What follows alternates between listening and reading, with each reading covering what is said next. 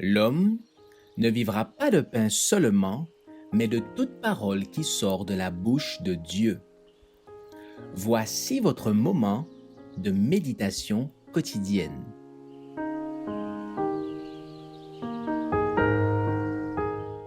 Vous recevrez une puissance.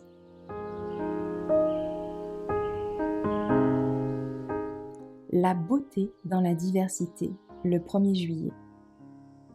Pour ce qui concerne les dons spirituels, je ne veux pas, frères, que vous soyez dans l'ignorance.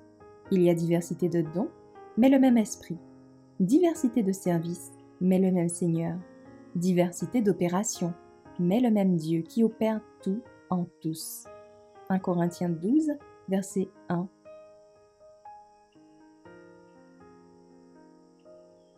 Les talents que le Christ confie à son Église représentent les dons et les bénédictions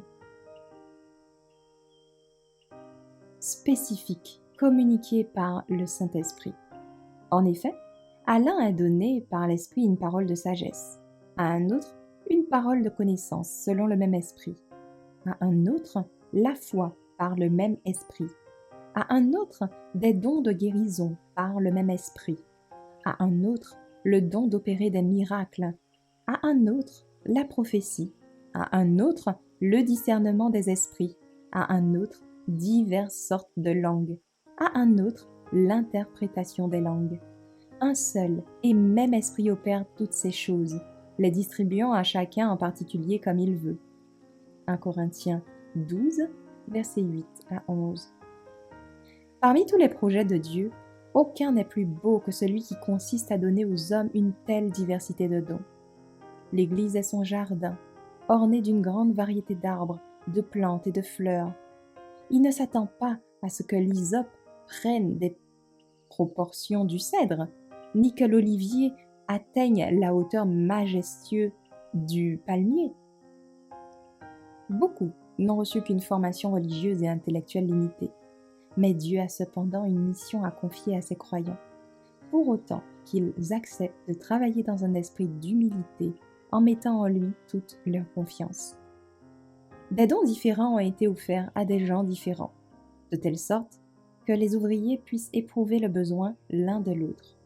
Dieu accorde ces dons et ceux-ci doivent être employés à son service, non pas dans le but d'exalter l'homme, ni pour en glorifier le détenteur, mais en vue d'exalter le Rédempteur du monde.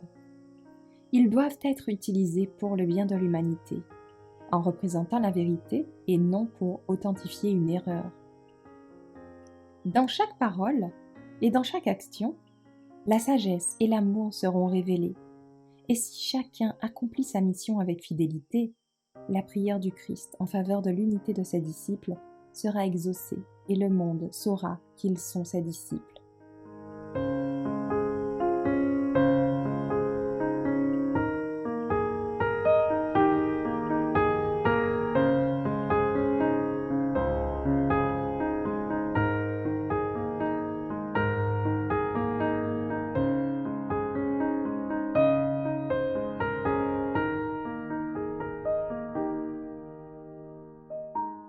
Merci d'avoir écouté cette présentation. Assurez-vous de nous rejoindre demain pour votre moment de méditation quotidienne avec lereste.org.